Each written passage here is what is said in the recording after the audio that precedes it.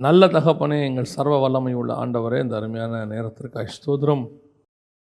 கிருபையாய் ஆண்டவரே, இந்த 9 மாதங்களை இந்த வருஷத்தில் கடந்து முடிக்க கிருபை பாராட்டினீர்.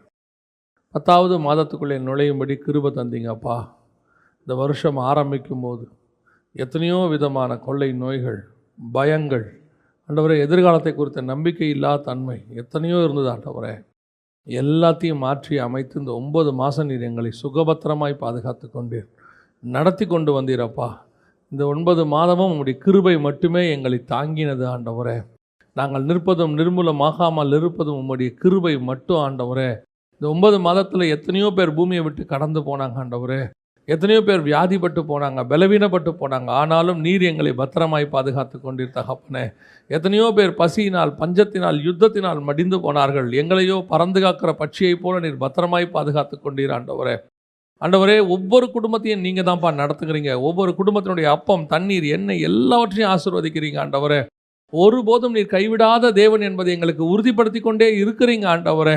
நாங்கள் விசுவாசிக்கிறவரை இன்னார் என்று அறிந்திருக்கிறோம் என்று சொல்லப்பட்டபடி எங்கள் தேவனாகிய கர்த்தர் ஆண்டவரே கடந்த ஜனவரி மாதத்திலிருந்து இந்த 9 மாதம் முடிகிற வரைக்கும் உம்முடைய கிருபை இரக்கம் தயவினால் மூடிக்கொண்டீங்கப்பா. செட்டைகளின் மறைவில் வைத்து கொண்டீங்க ஆண்டவரே. இதோ இப்பொழுதும் ஆண்டவரே உம்முடைய கிருபை எங்கள் மத்தியில் இருக்கும்படி நாங்கள் செபிக்கிறோம். ஒரு குறைவில்லாதபடிக்கு நடத்துவீராக, போக வேண்டிய பாதைகளை காட்டுவீராக ஆண்டவரே. அவர்களுக்கு நியமித்தவைகளை சுதந்திரித்துக் கொள்ள கர்த்தர் கிருபை தருவீராக. அவர்களுக்கு விரோதமாய் உருவாக்கப்படுகிற எல்லா ஆயுதங்களும் இயேசுவின் நாமத்திலே வாய்க்காதே போவதாக கர்த்தருடைய மகிமை மூடிக்கொள்ளும்படி நாங்கள் செபிக்கிறோம். நெடுநாளாய் காத்திருக்கிற அநேக ஜெபங்களுக்கு பதில் தருகிற மாசமாய் இந்த மாதம் மாறட்டும் ஆண்டவரே. தேவனாகிய கர்த்தர் இந்த மாதத்திலே எங்களுக்கு அற்புதங்களை செய்தார் என்று எங்கள் ஜனங்கள் சாட்சி சொல்ல கர்த்தர் கிருபை பாராட்டுவீராக. மகிமையுள்ள கர்த்தரை எங்களை தாழ்த்துகிறோம். நீர் பேசும், நீர் இடைபடும். எங்கள் ஆண்டவர் இயேசுவின் நாமத்தில் பிதாவே, அல்லேலூயா.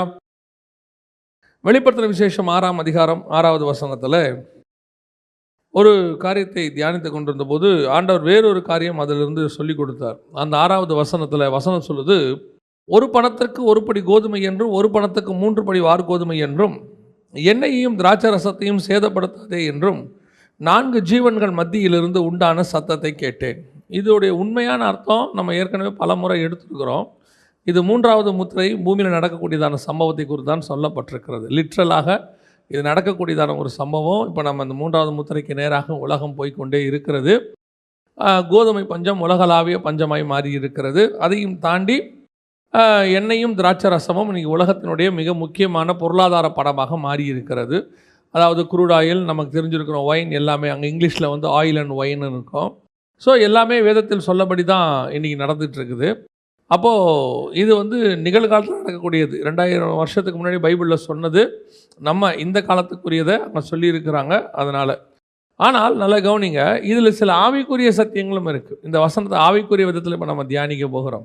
பல நாட்களாக இதை வந்து முத்திரைகளை எடுத்துக்கிட்டு இருக்கும்போது ஆண்டவர் இதில் சில காரியங்களை சொன்னார். என்ன அப்படின்னா, உலகத்தில் எல்லாம் பாதிக்கப்படும் போது கூட தேவனாகிய கர்த்தர் 2 காரியத்தை பாதிக்கப்படாதபடி, சேதப்படுத்தாதபடி இந்த பூமியிலே ஸ்பிரிச்சுவலி பாதுகாத்து கொள்வார். நல்ல கவனிங்கள், உலகத்தில் எதெல்லாம் பாதிக்கப்பட்டாலும், என்ன பாதிக்கப்பட்டாலும் சரி, 2 காரியம் பாதிக்கப்படாதபடி கர்த்தர் பாதுகாத்து கொள்வார். ஒன்று எண்ணெய், இன்னொன்று திராட்சை ரசம். எண்ணெய் என்பது எதை குறிக்கிறது? அது அபிஷேகத்தை குறிக்கிறது. என் தலையை எண்ணெயினால் அபிஷேகம் பண்ணுகிறீர். எண்ணெய் என்பது அபிஷேகத்தை குறிக்கிறது. நம்ம ஒவ்வொருத்தருக்கும் பரிசுத்த ஆவியினுடைய அபிஷேகம் என்று ஒன்று இருக்கிறது. பரிசுத்த ஆவியானவர் நம்மை நிரப்பி இருக்கிறார். பழைய ஏற்பாட்டில் பார்த்தீங்கன்னா ராஜாக்களுக்கு ஒரு அபிஷேகம் உண்டு, ஆசாரியருக்கு ஒரு அபிஷேகம் உண்டு. ஆனால் நமக்கு ராஜாவும் ஆசாரியருமாய் கர்த்தர் அழைத்திருக்கிறார். நம்ம அபிஷேகமே எப்படிப்பட்ட அபிஷேகம்? ராஜாவும் ஆசாரியருமான அபிஷேகம். அப்போ நம்ம மேலே பரிசுத்த ஆவியானவருடைய அபிஷேகம் இருக்கிறது. இந்த அபிஷேகம் என்ன நடந்தாலும் சேதப்படாதபடி பாதுகாத்து கொள்ள வேண்டும். அதுதான் கர்த்தர் நமக்கு நியமித்தது. இந்த உலகத்தில் எது வேணாலும் சேதப்படும், நம்ம விட்டு எது வேணாலும் போகும். ஏன், நம்ம வனாந்தரத்தின் பாதையில் கூட போக வேண்டி இருக்கும். ஆனால் கர்த்தர் நமக்கு கொடுத்த அபிஷேகம் ஒரு நாளும் நம்ம விட்டு சேதப்படாது. சேதப்படாதபடி பாதுகாத்து கொள்ளணும். அதான் ஆண்டவர் சொல்கிறார். ஒரு வசனம் சொல்லுது, அழைத்த அழைப்பும் கிருபாவரங்களும் மாறாதவைகள். கர்த்தர் உனக்கு கொடுத்த அழைப்பாக இருக்கட்டும், அபிஷேகமாக இருக்கட்டும், ஸ்பிரிச்சுவல் பிளெஸ்ஸிங்ஸ், இது ஒரு நாளும் என்ன செய்யாது? மாறாது. ஆபிரகாமுக்கு கர்த்தர் தேசத்தை கொடுக்கிறார். ஆண்டவர் தேசத்தை நீ சுதந்திரித்துக் கொள்வாயின்னு சொன்னார், தேசத்தை கொடுக்கிறார். ஆனால் அதற்கு பிறகு அவன் தோண்டின துறவுகளை அமலேக்கர் அபிமெலேக்கு என்ன பண்ணிட்டாரு? தூர்த்து போட்டார். ஆனால் அதற்கு பிறகு நீங்கள் பார்த்தீங்கன்னா ஈசாக்கு வேறொரு துறவு அவருக்கு அவர் தோண்டிக்கிறார். சரி, ஈசாக்குடைய உலக பிரகாரமான ஆசீர்வாதம் யாக்கோபுக்கு போச்சான்னு பார்த்தீங்கன்னா, ஈசாக்கு விதைக்கிறவராக இருந்தார், யாக்கோபு சிரியா தேசத்தில் ஆடு மேய்க்கிறவராக இருந்தார். அவர் தான் அங்கே போய் சம்பாதிக்கிறார், பெரிய பரிவாரம். அவர் சம்பாதிச்சுட்டு தான் இங்கே வர்றார். ஸோ தேவன் சொன்ன ஆசீர்வாதம் என்பது உலக பிரகாரமாக அல்ல.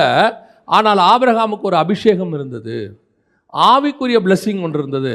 அதை ஈசாக்கை விட்டு யாராலும் எடுக்க முடியாது. அது அப்படியே ஈசாக்கு மேலே வந்துடும். ஈசாக்கு கொடுக்கப்பட்ட அந்த அபிஷேகம் யாக்கோபுக்கு வந்துடும்.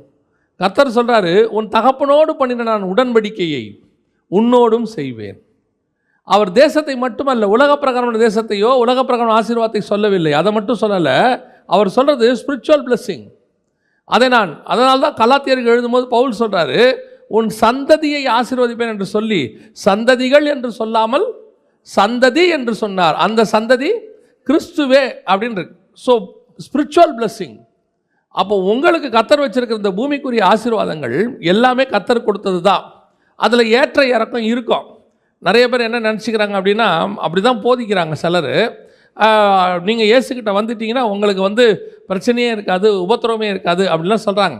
ஏற்ற இறக்கம் எல்லாத்துலேயும் இருக்கும், ஏறி இறங்கிக்கிட்டு தான் இருக்கும். நம்ம வாழ்கிற வாழ்க்கை ஸ்டைலுக்கு ஏற்ற மாதிரி தான் எல்லாமே அமையும். நீங்கள் நல்ல ஸ்பிரிச்சுவல் ஆளாக இருந்து ஆண்டவர் உங்களுக்கு ஒரு கடையை கொடுத்து நீங்கள் கடையில் டெய்லி தூங்கி பாருங்கள், கடை என்ன ஆகுதுன்னு தெரியும். கர்த்தர் என்னை ஆசீர்வதிப்பார்ன்ட்டு நீங்கள் தூங்கி தான் பாருங்களேன் கடையில். ஆண்டவர் சோம்பேறியை ஆசீர்வதிக்கிறது இல்லை. நான் ஆசீர்வதிக்கப்பட்டேன். ஏன் நீங்கள் ஊழியத்துக்கே வந்துடுங்க, அபிஷேகமே பெற்றுருங்க, ஊழியமே வந்துடுங்க. ஊழியத்துக்கு வந்துட்டு நான் ஜோம் பண்ணுவேன் வீட்டில் உட்காந்து ஜோம் பண்ணிகிட்டே இருங்க, வேலைக்கு ஆகாது.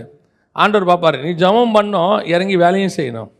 அப்போ உண்மை உள்ள மனுஷன் பரிபூர்ண ஆசீர்வாதங்களை பெறுவான். அப்போ நாம் நடக்கிற விதத்துக்கு தக்கதான் நம்ம ஆசீர்வாதம் இருக்கும். சில நாட்கள் தான் ஒரு சமீபத்தில் ஒரு விஷயம் சொன்னார். ஒருத்தன் வெள்ளத்தில் மாட்டிக்கிட்டானாம்மா.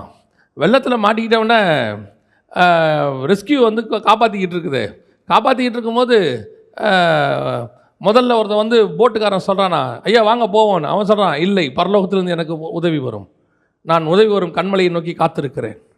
இப்போ போட்டுக்காரன் சரி சார்ன்ட்டு போயிட்டான். அடுத்து இவர் ஜெபம் பண்ணிகிட்டே இருக்கிறார், ஆண்டவரே சோத்திரம் சோத்திரம், எப்படியும் நீர் வருவீர் ஆண்டவரே, நான் உங்களுடைய கரத்தை பார்ப்பேன். அடுத்து ஒரு ஹெலிகாப்டர் வந்துச்சான். ஹெலிகாப்டர் அவன் ஏணியெல்லாம் போட்டு, சார் ஏறுங்க. இல்லை, நான் ஒத்தாசை வரும் பருவத்துக்கு நேராக என் கண்களை ஏறெடுக்கிறேன், எனக்கு ஒரு ஆசீர்வாதம் வரும், நான் காத்திருக்கிறேன், பரலோகத்திலேருந்து எனக்கு உதவி வரும். அப்புறம் ஹெலிகாப்டரும் போயிடுச்சு, தண்ணி முங்கிருச்சு, ஆள் செத்துருச்சு, பரலோகத்துக்கு போயிட்டார். போகும்போது கேட்டார், ஆண்டவரே கடைசி நிமிஷம் வரைக்கும் உங்களை கூப்பிட்டேனே, ஏன் வரல? ஆண்டவர் சொன்னாரா, நான் தானடா போட்டையும் ஹெலிகாப்டரையும் அனுப்பிவிட்டேன், நீ கேட்ட நான் அனுப்பிவிட்டேன், நீ அதில் ஏறி போல. பல நேரங்களில் கர்த்தர் உலக பிரகாரமான ஆசீர்வாதங்களை தருவார். அதை தக்க வைத்துக் கொள்வது நம்முடைய கையில் தான் இருக்குது. நாம தான் அதுக்கு உழைக்கணும், நாம தான் அதுக்கு வேலை பார்க்கணும். கர்த்தர் பார்த்துக்கொள்வார்னு சொன்னால் அந்த ஆசீர்வாதம் நிற்காது பாருங்கள். ஆனால் எந்த ஆசீர்வாதம் உன் மேலே நிற்கும் தெரியுமா? கர்த்தர் உனக்கு ஒரு ஆவிக்குரிய பிளெஸ்ஸிங் கொடுத்து வச்சுருக்கிறார். அதையுமே நீ உற்சாகமாக செய்யணும். எழுந்து நடக்கணும். இல்லை ஆண்டவரே முட்டி வலி வந்துருச்சு, நான் நடக்க முடியாது, மூவ் தடவி இருக்கிறேன், ஈக்குவலிப்டஸ் தைலம் போட்டிருக்கிறேன், முடியாதுன்னா முடியாது. ஆண்டவர் எழுந்து நான் தேசத்தை சுதந்திரத்தை கொள்வேன்னா இப்போ இருக்கிறவங்க என்ன சொல்லுவோம்? நம்மளாந்தா அவனுக்கு அன்றைக்கி 75 வயசு, இன்றைக்கி நம்ம என்ன சொல்லுவோம்? சான்ஸே இல்லை ஆண்டவர். நான் சொல்கிறேன், இன்றைக்கி 40 முடியாது. இந்த டிக்கெட்டெல்லாம் கூப்பிட்டு நீங்கள் சொல்லி பாருங்கள், நீ எழுந்து நீ தேசத்தை சுதந்திரத்துக்கு கொள்ள, சான்ஸே இல்லை. எங்கே நடக்க சொல்கிறீங்க? நீ நடக்கிற நீளம் மட்டும் எவ்வளவோ அதை நான் உனக்கு தருவேன். ரூமை விட்டே வெளியே வராது. அது கடைசி வரைக்கும் அதுக்கு 10க்கு 10 தான். நிறைய பேர் ஏன் ஒன்றுமே இல்லாமல் 6க்கு 3 சாவுறான்? அவன் நடந்தது அவ்வளோதான். ஆண்டவர் நமக்கு கொடுத்துருக்கிற பிளெஸ்ஸிங், ஆவிக்குரிய பிளெஸ்ஸிங், அது சேதப்படக்கூடாது. ஆண்டவர் சொல்கிறார், சேதப்படுத்தாதபடிக்கு என்ன செய், பார்த்துக்கோ அப்படிங்கிறார். சேதப்படுத்தாதேன்னு சொல்கிறார். அப்போ ஆண்டவர் நமக்கு சில ஸ்பிரிச்சுவல் பிளெஸ்ஸிங் கொடுத்துருக்கிறார். அது சேதப்படுத்தாதேன்றார். சேதப்படுத்தாதுன்னா என்ன அர்த்தம்? படுன்னு அர்த்தம். எப்போ அவன் பிளெஸ்ஸிங் ஸ்பிரிச்சுவல் பிளெஸ்ஸிங், நான் பேசுகிறது எல்லாமே ஸ்பிரிச்சுவல் பிளெஸ்ஸிங்கை குறித்து. எப்பொழுது உன்னுடைய ஸ்பிரிச்சுவல் பிளெஸ்ஸிங் சேதப்படுது, உங்களுடைய ஆவிக்குரிய ஆசீர்வாதம் அல்லது ஆவிக்குரிய அபிஷேகமானது கர்த்தர் கொடுத்ததானது எப்பொழுது சேதப்படுறதுக்கு என்ன வாய்ப்பு இருக்கிறது அப்படின்னு கேட்டிங்கன்னு சொன்னால் வாசிங்க. பிரசங்கியின் புஸ்தகம் 10ஆம் அதிகாரம் 1வது வசனத்தை வாசிங்க. 10:1 வாசிங்க. செத்த ஈக்கள் தைலக்காரனுடைய பரிமள தைலத்தை நாரி கெட்டு போக பண்ணும். செத்த ஈ என்ன செய்யுமா? செத்த ஈ என்ன செய்யுமா? தைலத்தை நாரி போக பண்ணும். பல நேரத்தில் கர்த்தர் எனக்கு நம்ம கொடுத்துருக்கிற அபிஷேகம் சின்ன சின்ன விஷயங்களால், நீங்கள் உங்களை பிசாசு வீழ்த்துறதுக்கு நம்ம நினச்சிக்கக்கூடாது. பிசாசு நம்மளை வீழ்த்துறதுக்கு ஒவ்வொரு ட்ரிப்பும் சர்பத்தின் வடிவில் வந்து பழத்தை சாப்பிட சொல்லுவான்னு தெரிஞ்சுக்கூடாது. பிசாசு நம்மளை வீழ்த்துறதுக்கு சின்ன சின்ன விஷயம். கேயாசிக்கு 2 வெள்ளி பணம், கேயாசிக்கு 2 வெள்ளி பணம், நீங்கள் யூதாஸுக்கு 30 வெள்ளி பணம், ஒவ்வொருத்தருக்கும் ஒவ்வொன்று. அவ்வளோதான். ஏசாவுக்கு 1 டம்ளர் கூழ், இவ்வளோதான்.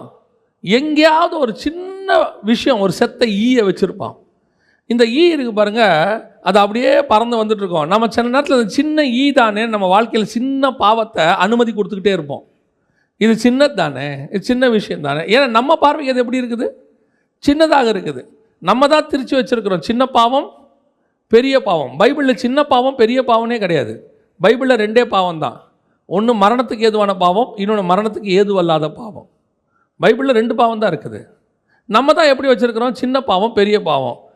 உங்களுக்கு தெரியுமா, பொய் சொல்கிறது சின்ன பாவமா பெரிய பாவமா? நமக்கு நம்ம ஆட்களில் வேறு சில ஆட்கள்லாம் சொல்லுவாங்க, அது எப்படி பொய் சொல்லாமல் இருக்க முடியும்? அதில் வேறு அவங்க ஒரு எக்ஸ்கியூஸ் வச்சுருக்காங்க, தேவைப்பட்டால் சொல்லிக்கலாம் இல்லையா? இப்போது நம்மளை பொறுத்த வரைக்கும் பொய் என்னது எப்படி இருக்குது? சின்னது. பொய் சொல்லாமல் எப்படிங்க லைஃப்பை ஓட்ட முடியும்? ஆனால் வசனம் சொல்லுது, பொய் தான் பிசாசுடைய பிரதானமான குவாலிஃபிகேஷன். அவன் எதுக்கு அப்பாவான்? பொய்க்கு பிதாவாக இருக்கிறான். அவன் ஒரு ஆள்கிட்ட எதை நம்ம இம்பார்ட்டன்ஸ்னு சொல்கிறோமோ அதை தான் அந்த ஆளை பற்றி நம்ம ஐடென்டிஃபிகேஷன் கொடுப்போம். எது இம்பார்ட்டண்ட்டாக சொல்லுவோம். அப்போ பிசாசோட இம்பார்ட்டன்ட் எது? பைபிள் எது சொல்லுது? பொய் அப்படின்னு இருக்கு. ஆனால் நம்ம பார்வைக்கு பொய் எப்படி இருக்குது? அப்போ நம்மகிட்ட இந்த சின்ன பெருசுலாம் நம்ம தான் வச்சுருக்கிறோம். கர்த்தர் பார்வைக்கு அப்படி கிடையவே கிடையாது. நீ நினைக்கிற சின்ன காரியம் உன்னுடைய மொத்த தைலத்தையும் நாரி போக பண்ணும், உன் அபிஷேகத்தை கெடுத்துரும்.